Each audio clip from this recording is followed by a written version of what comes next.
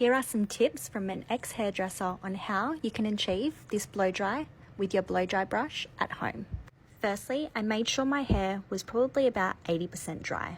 I sectioned out my hair and focused on drying my roots first. It's going to take some practice, but to get this tight curl through your mid-lengths and ends, I did what I call the twisty effect.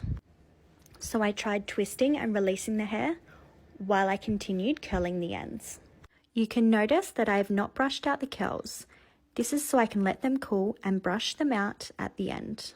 Now that I've reached the top section, I like to pin these sections up into a pin curl. By pinning them up into a pin curl, this locks in the body and volume that you've created with your blow dry. Now with this section and every section before this, I've actually locked it in with hairspray.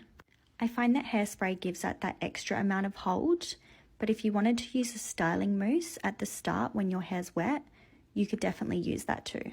Once you can feel all the sections are cool, you can start removing all of the clips. Once you've taken out all the sectioning clips, I like to run my fingers through just to brush out all of the curls. Then I like to use my Billion Hairs bristle brush just to brush out all of the curls. Then I like to reform the curls back in place with a comb and just shush it upwards, just so you can see that curl come to form. At this point, you can really keep brushing it and keep playing around with the hair until you feel like it's sitting into a shape that you really love. So there you have it. It's reminding me of that 90s vibe blowout. Hope you liked watching.